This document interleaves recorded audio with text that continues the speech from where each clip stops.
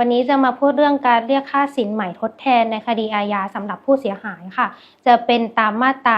44/1 ของประมวลกฎหมายวิธีพิจารณาความอาญาซึ่งผู้เสียหายเนี้ยค่ะจะเป็นผู้เสียหายในคดีอาญาที่พนักงานอัยการเป็นผู้ฟ้องคดีค่ะผู้เสียหายอะค่ะเขาจะมีการเรียกค่าสินใหม่ทดแทนจากการกระทำความผิดของจำเลยสามารถเรียกได้โดยการยื่นคำร้องเข้าไปในคดีอาญาที่มีการพิจารณานั้นกลุ่มของคดีอาญาพวกลักทรัพย์ชิงทรัพย์รับของโจรปล้นทรัพย์กันโชคยักยอกหรือว่าโจรสลัดอะไรพวกนี้ค่ะทาง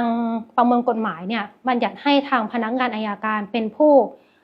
เรียกชดใช้ตัวทรัพย์สินหรือใช้ราคานั้นอยู่แล้วรวมเข้ามาในฟ้องค่ะ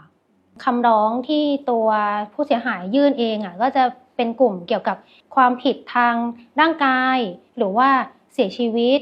พวกนี้ค่ะทางตัวผู้เสียหายจะเป็นผู้ที่จะต้องยื่นคำร้องเข้ามาในคดีเองขั้นตอนนะคะเราสามารถที่จะไปยื่นคำร้องที่ศาลนะคะเขาจะมีแบบฟอร์มอยู่แล้วสามารถที่จะไปยื่นขอเขียนคำร้องที่นั่นได้เลยส่วนพยานหลักฐานต่างๆอย่างเช่นถ้าในกรณีที่เสียชีวิต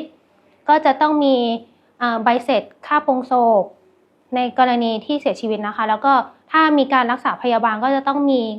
ใบเสร็จค่ารักษาพยาบาลแล้วก็มีตัวใบรับรองแพทย์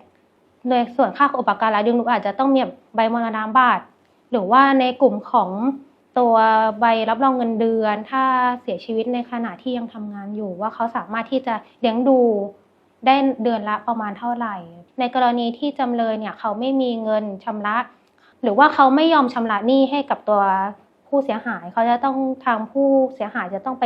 สืบทรัพย์ก็คือไปบังคับคดีกับทางจำเลยครั้งหนึ่งก็คือจะเป็นกระบวนการชั้นบังคับคดีถ้าชาวบ้าน